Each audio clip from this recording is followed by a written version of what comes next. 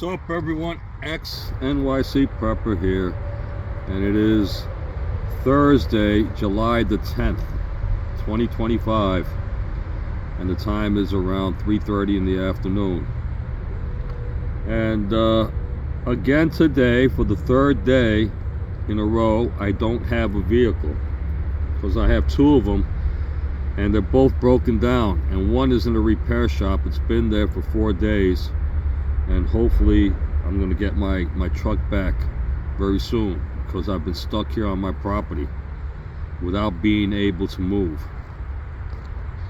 But being a prepper that I am, I have no problems. I have food, all the food I need. I have water, all the water I need, and drinks. And I have everything else here. I'm prepared to stay here on my property and not have to move.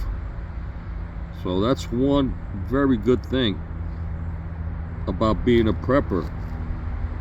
You know, you don't have to run to the supermarket every day or every other day. I don't have to go to the supermarket for months if I don't want to. I have enough food for that, at least for 3 months. And you guys should prepare the same, you know, especially with food and water. That's something that should never be absent from your home. Now, I know a lot of people don't have enough money to do that, but there are other ways. If you get innovative enough, you'll figure it out. Okay? Yeah, I'm getting dark out here in the sun, getting my suntan. And so the other thing that I'm not able to do because I don't have a car is to go to the gym. But do I need to? No, because I'm a prepper. I have my own gym here. It's not the same as that gym over there, although I do have a universal, which I haven't put together yet. I haven't built my gym here yet, but I have weights. I got bags in the back that I can punch. So that's what I'm going to do today. I'm going to do a quick workout here on my property right now, and then later on I'm going to walk my dogs. I've been walking a lot lately. Every night I go for a good long walk for about, I would say about a mile, half a mile to where I go, and then I turn back with, you know, when I'm walking my dogs. And it's been helping me a lot, just walking. You don't have to stress your body so hard, you know, go on the treadmill. And some people can do that, and some people can't. They're not there yet. But just walking, I'd say it's the same as running up. Just walk a good long distance. I walk up a hill over here because I live up on the hill, so I got to walk down the hill, and then I do my route, and then I come right back up that mountain at the end, and it's beautiful. It's giving me a lot of strength. I have a lot of pain in my legs from my accident. I still have pain daily, all the time, but I don't take any painkillers. I won't take Tylenol. If I take Tylenol and Advil, it will alleviate the pain for a bit, but I refuse to take it because my body can't. I'm not going to allow my body to rely on drugs. It's not happening. I'm strong enough to power through the pain, put it that way. Mentally strong enough to power through the pain. It's in the mind, not in your body. But if your mind says no, no, no, no, no, and what I do is I stretch and I walk and I move, and after a while the pain gets better. It goes away somewhat. Initially, when I wake up in the morning, I'm tight. I'm not gonna lie to you guys. But little by little, we'll see what happens from now to next year. Always think about the future. Forget the past. Learn from your past.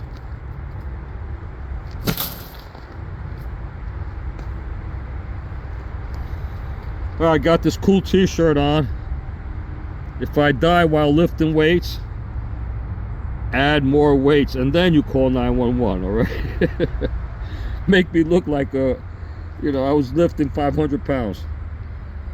All right, so gotta start off by stretching. I'll show you guys my little, this is a tree house I built years ago. Over here I have a little bit of gym equipment, but it's all a mess. I got my bags out here.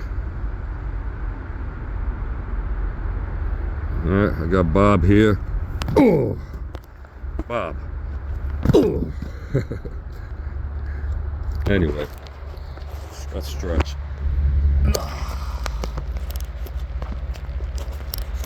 Let's do a little stretching here. All right.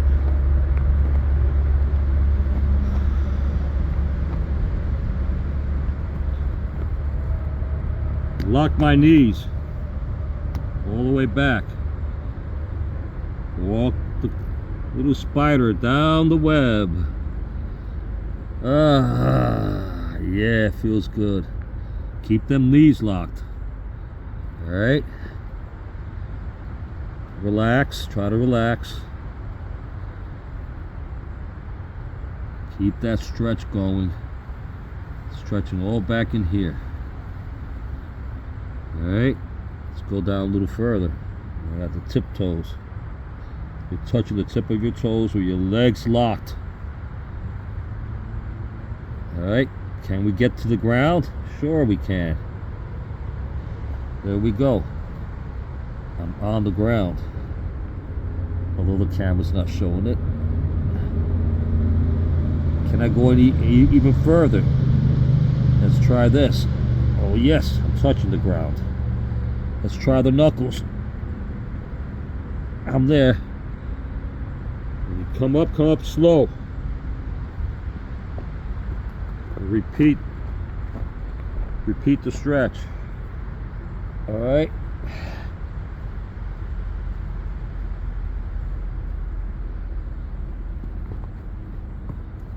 Shake it loose. Do a little bit to the side.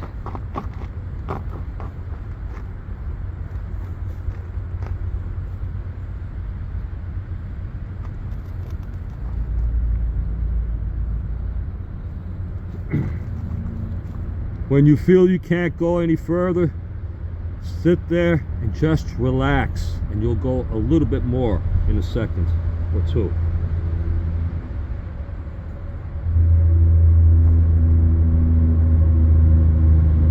And stretching everything here nicely. All right, when you come up, this is how I do it. Come up nice and slow.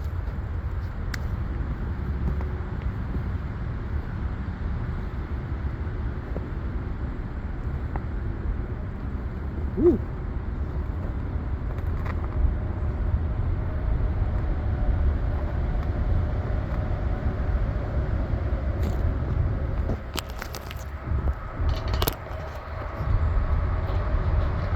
And for those of you who don't know, I am on a recovery, on a comeback. A few years back I fell almost 8 stories. 7.5 stories I fell, escaping a fire in a high-rise building in New York City, and I broke my back in 2 places, broke my neck, I broke both elbows, and dislocated this right arm. Hey, come here! They escaped. Come here, Mia. Come here. Go upstairs. Get back. Get back, Hunter. Go back. Go. Hunter, go up. Bad dogs. Sorry, guys. Get back inside. I'm not laughing with you. Mia, get inside. Go. Go. Don't you come back out here. You messed up my video here. Sorry about that. I love them. Oh God. That's my family, guys. Them two dogs right there.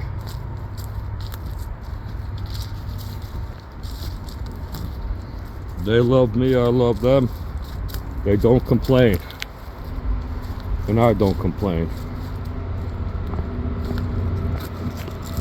Alright, back to this.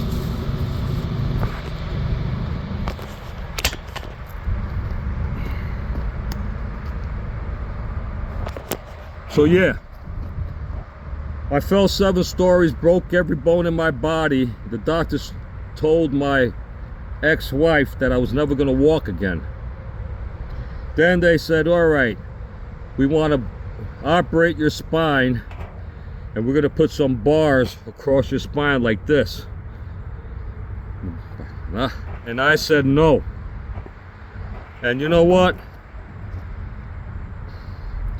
Those operations are so dangerous, man. Sometimes they know that it's not going to cure a person, it's going to make a person worse, and they still do it. They just did it to Ozzy Osbourne.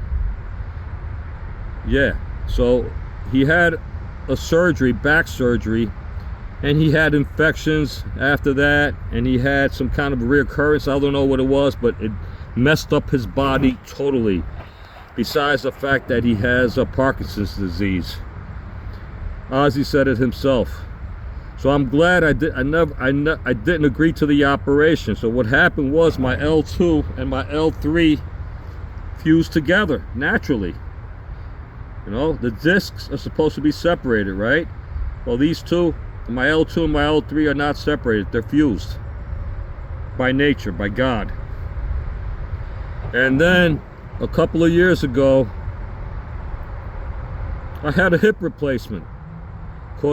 Because mostly I wore out my hips from karate classes, from throwing high kicks in all different maneuvers, in all different, like I would throw jump spinning heel kicks and jump spinning crescent kicks and side kicks. When you see it, and they throw that side kick straight up like that, well, that does affect the joint. The joint is not supposed to naturally go that way. Okay, God didn't make that joint to go that way. So you will wear the cartilage out from kicking, from throwing a lot of kicks. You'll wear your cartilage out. A lot of martial artists, it's happened to a lot of them. It happened to Bill Superfoot Wallace. He had to have 2 hip replacements. And Superfoot was the greatest 1-foot kicker ever. He could only kick off of one leg. He'd keep that leg up like this because he hurt the other leg in judo years before that. So martial arts can actually hurt you. It's the truth. You see what's I'm missing? Look, I hate doing this. See that gap? Do you think that happened to me in the street? I never lost a street fight, ever, against the biggest and baddest. That happened, I was sparring in a tournament against a black belt, and he caught me with a side kick. I felt my tooth loose. I felt the blood. But I kept my mouth closed. He scored the point. I knew I was bleeding, and I knew that my tooth was loose. But I knew also that if I let everybody else know, they might stop the fight. So I toughed it out, kept my mouth closed, and came back and I won that fight. I won first place. That's a true story. See? Now I need an implant. This was a long time ago. Well, what happened was,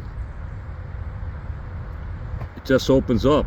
It wasn't that noticeable before because my teeth aren't really large. But anyway, these things happen when you're training.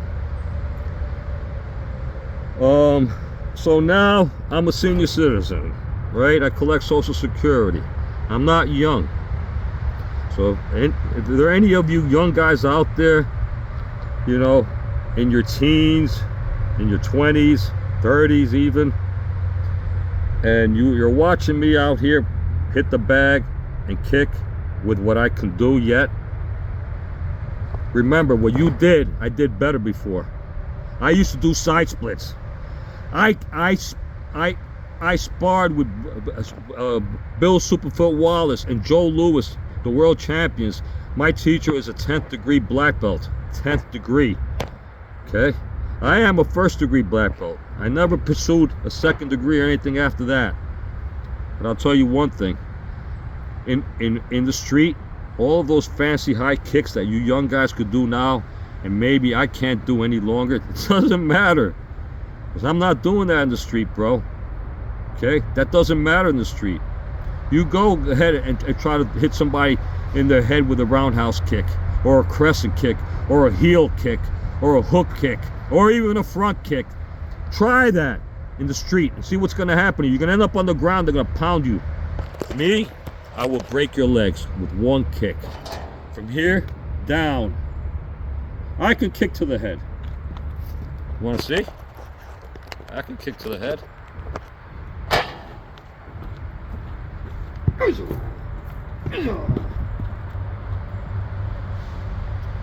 But that's bullshit. This is what you do.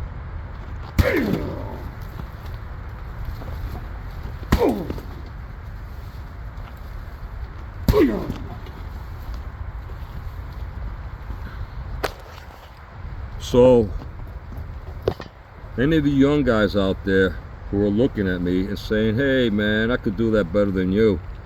I can throw them fancy kicks better than you. Those fancy kicks don't work, bro. Remember that. In the street, when I'm coming at you with high, low combinations, breaking your balance, you're not going to be able to stop that. Okay? Well, let me hit the bag a little bit. We'll start off a little slow, and then I'll speed it up. And then we're going to go to Mr. Bob.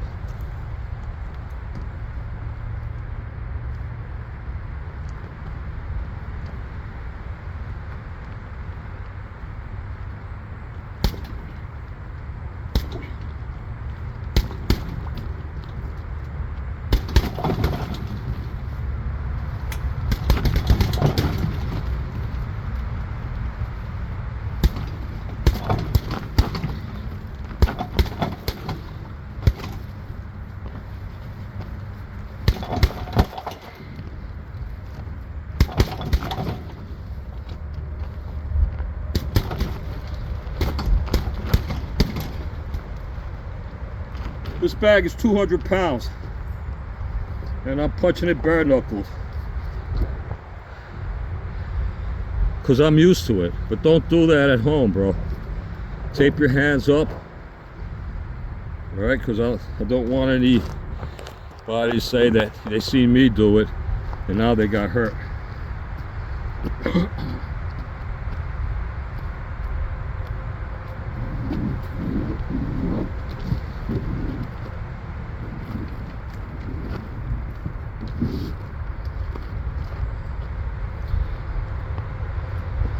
This is Bob, a body opponent bag.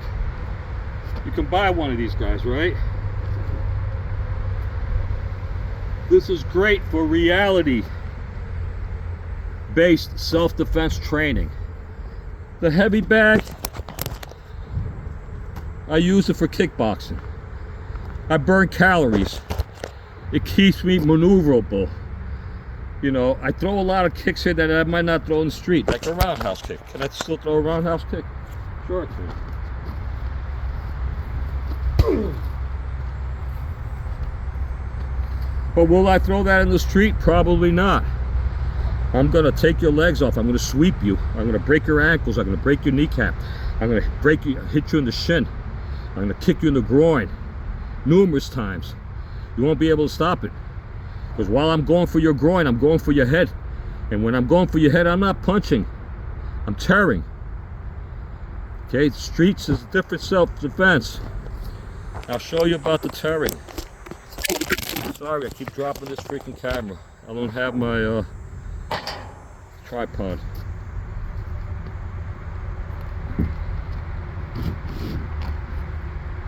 So I always make Bob taller than myself.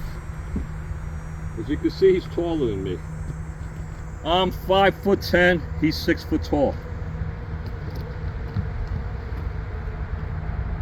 And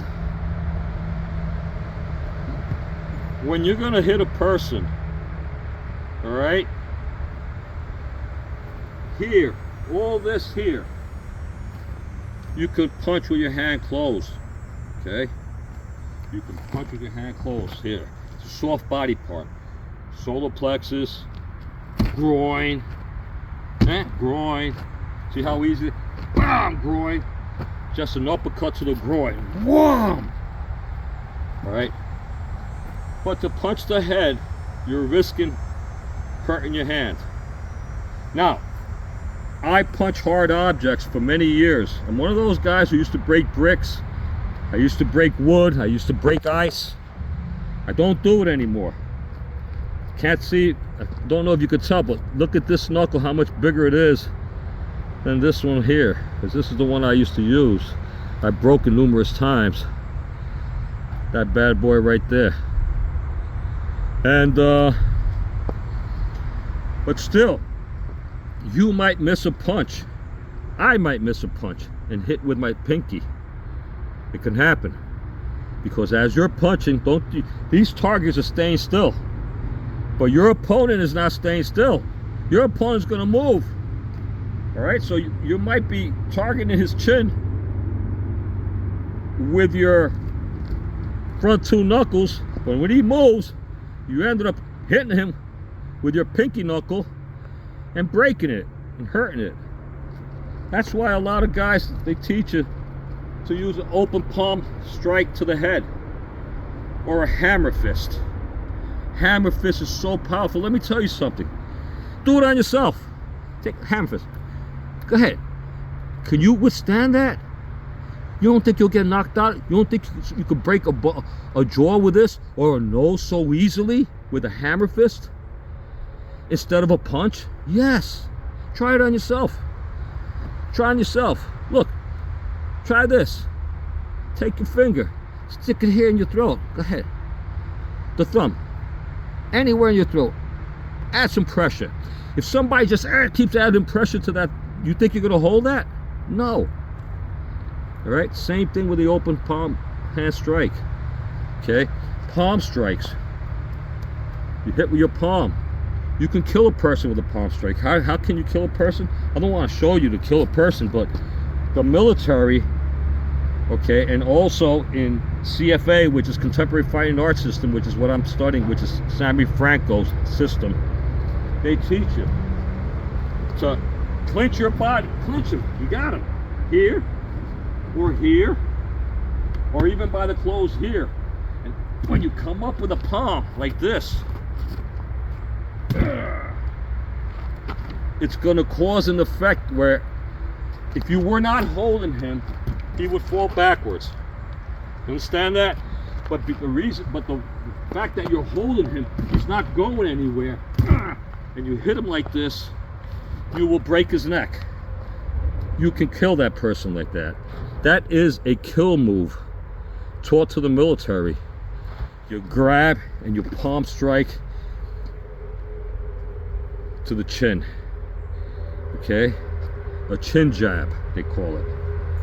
Very deadly. Very deadly. So you have to be careful with these moves. Now, you have an opponent who's here, and let's say that opponent, that guy just grabs me. He's got me like this. What am I gonna do? Some fancy karate move? Dude, bro, right for his eyes. Right for his face. Clamp onto him. And then tear him. You stick your fingers in his eyes, right? You gouge his eyes. You rip it. You come up with your forearm. Forearm attack to his face. Elbow followed by an elbow. Coming back down. Okay? With a gouge and a scrape.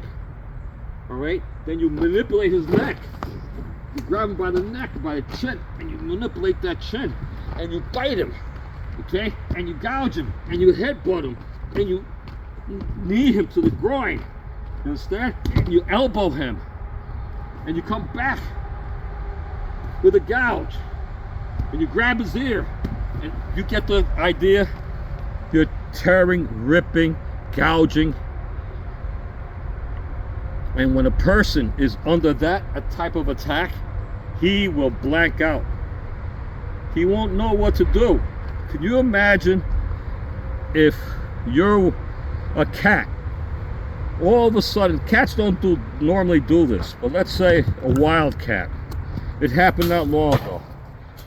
There was a turkey hunter. And you guys know I love turkey hunting. Or if you don't know, you know now. But there was a turkey hunter in his stand. He's calling a turkey, and all of a sudden, a bobcat came from behind him because he didn't have his back against a tree. You always want your back against a tree in the woods. Why? You have that protection. That means that any predator has to come in front of you. They're not going to try to attack behind the tree, especially if the tree is wide enough. But this guy did not have a tree in his back, and out of the blue came a bobcat and started and scratched his face up and scratched him all up and everything. The man was helpless. The same thing with this. This is called the Widowmaker. Okay, the Widowmaker. And when once applied, that opponent becomes so helpless, his mind blanks out. What would you do if something is gouging across your eyes? Now you're blind, you can't see, you can feel blood coming out. They're elbowing you, your neck, they grab and they crank your neck, they're biting into you. You just want to get away. You're not thinking of fighting back. You want to get the hell out of there. That's the only reaction that you're going to have, the only natural reaction. So that's how devastating this is. If you want to learn this, buy Sammy Franco's book, The Widowmaker, and buy all of his books. He's got a lot of books. He doesn't teach in person any longer. Okay, you have to buy his books to learn. And can you learn through books? Absolutely. Listen, a lot of you guys out there, you're spending $250, $225 a month for martial arts classes that are not going to help you, bro. That Brazilian Jiu-Jitsu shit, laying on the ground. Look, no disrespect to Brazilian Jiu-Jitsu. It's a great art. I know it's incredible art. But do I want to be on the ground in a street fight? No. Number one, no. Hell no. You're not getting me on that ground. Now, if you do, I do practice some Brazilian Jiu-Jitsu moves that are very efficient. So I'm not knocking it down, but the whole aspect of taking, for instance, myself, I took up Chinese Kempo Karate. Chinese Kempo Karate has the most techniques and the most katas of any other art. Hundreds of techniques. They'll teach you so many techniques against a headlock and against this and so many katas and so many blah, blah, blah, blah.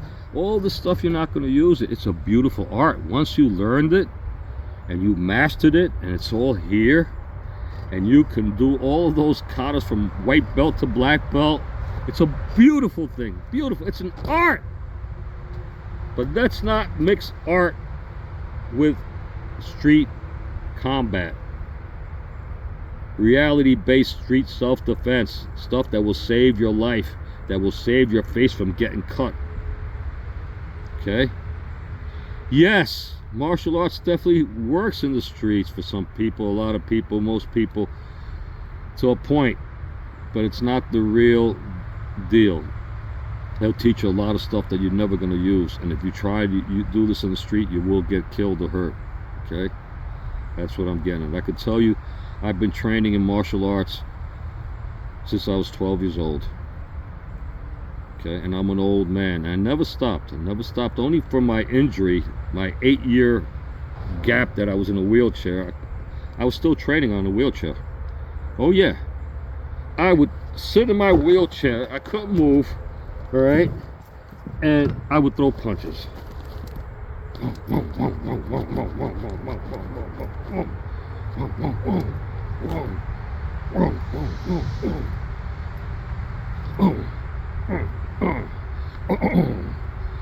I practice skills. I do all that in a wheelchair. I would grab weights and I'd lift in the wheelchair. I'd lift my weights in the wheelchair. All right, so I never gave up. Anyway, for ladies, remember, don't. All right, there's a lot of ladies who are. You girls are joining martial arts classes, and you're taking up Krav Maga and kickboxing or whatever you take up, even jiu-jitsu, whatever, and you feel like you can possibly, it will defend you in the street, right, against an assailant. I don't want to burst your bubble, but most of those techniques are going to get you killed and hurt, and maybe even worse. Okay, what could be worse? You know, the R word.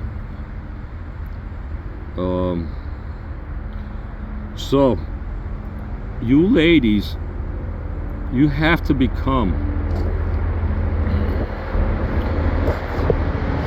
sorry, there's a lot of noise in the background. You have to become a tigress, a lioness. You have to become a cougar, a panther, a wild cat. I'm serious. I'm talking to you as if you were my daughter. This is what I tell my kids, what I tell my daughter especially. My son Nicholas, he's twice my size. He's got twice double the amount of muscles that I have. He's a bodybuilder and he's a security guard, and so like people look at him and they're gonna think twice to mess with him. But my daughter's a female, and you have to become a wildcat. Okay, don't think that you can punch your way out of it, kick your way out of it, maneuver your way out of it. It's not gonna work. If you got a crazy person in the street who has a bad intent to you, he wants to R you and D you, I mean K you, it's going to be so hard to stop with those techniques. I don't want anybody to get hurt. Okay? You have to learn the art of deception. You have to learn to attack at the right moment, and don't stop at that point. You have to become, you're not human no more. Okay, you're a wildcat. Pick your cat. You want to be a cougar, you want to be a leopard, pick it. But you're gonna grow your nails a little bit. Not that long. Okay? Not so short either. I'd say medium. A little less than medium. Keep your nails sharp. A little less than medium. This is your weapon. I hate women. I don't like long nails. They look so phony, so it looks like it doesn't look good. Alright? My ex-wife used to have short nails. Like really short. I'd say medium would be nice. A little medium. Let it extrude a little bit. Nice, paint it. That nail polish gives it extra strength. When you attack your opponent's eyes, you have two targets. Number one, target the eyes. Number two, the throat. Okay? Those are your targets. If a man is manhandling you, you have to learn to pick the right exact moment to attack him. You have to go for his eyes. You have to dig into his face. You have to clamp behind him if you can. All right?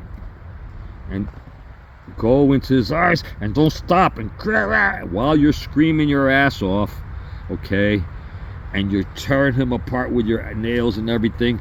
He won't have a chance to react, to even to punch you back, because it's going to be so devastating. Once you get the eyes, no matter how big you are and bad, that person will not be able to see.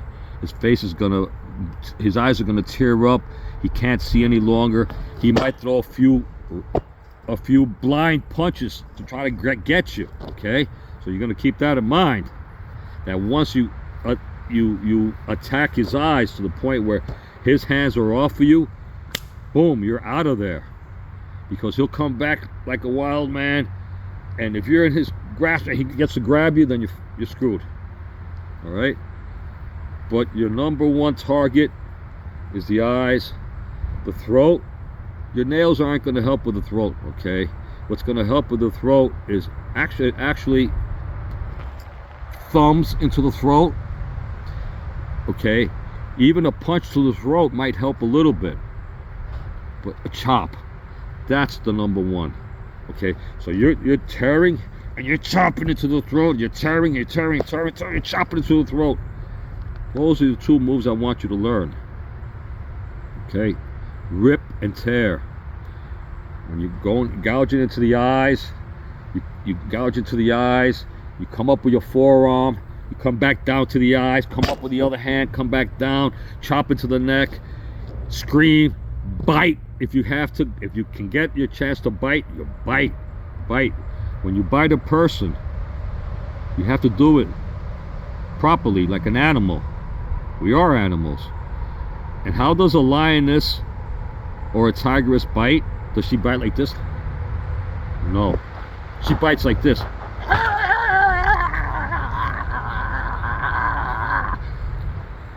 That's what causes pain. All right?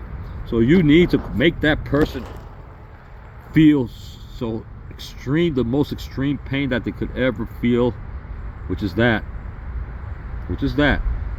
I'm not sure if a bullet hole or a knife hole is going to be more painful than somebody sticking their fingers right into your eyes and taking your eyes out and blinding you and ripping your face apart. You know, clawing him and ripping his face apart. I know this sounds really ugly and terrible, and please excuse me, everybody. All right, and on YouTube, please excuse me. All right, but this is the reality of self-defense in the streets, especially for the vulnerable people like a woman or a smaller person or a child. Of course, men could do the same thing, and I will. Let me tell you something.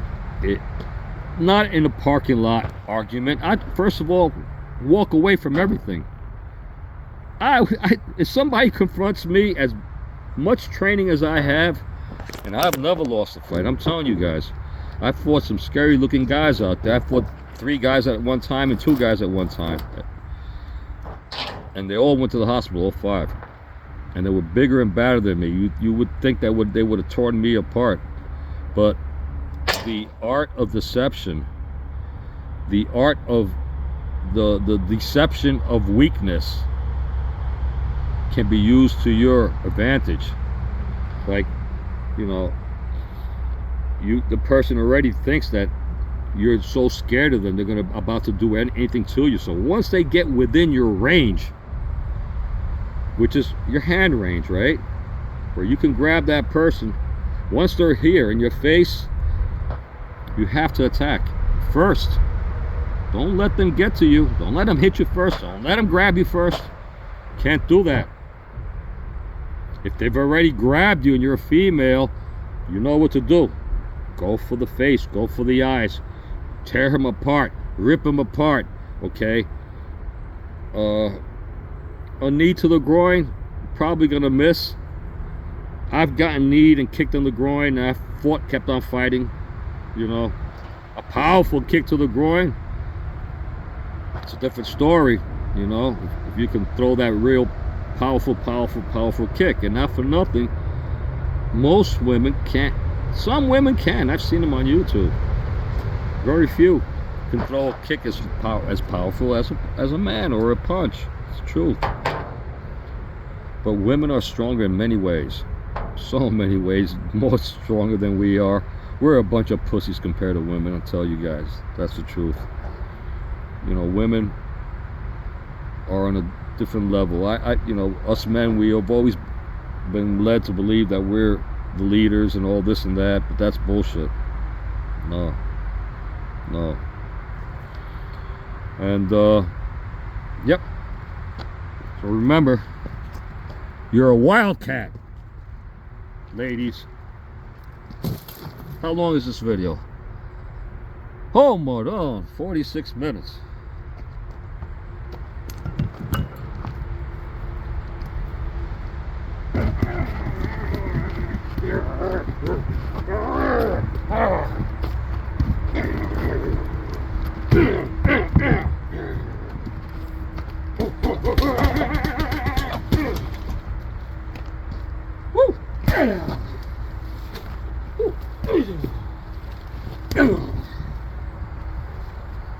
Alright, I'm gonna lift weights now, so I'll see you guys later. This video's been long. I'm probably gonna edit it and cut some stuff off of it. God bless you all. I love you all. Prepare to stay ready for whatever comes your way always. And remember, ladies, you're a wildcat, baby.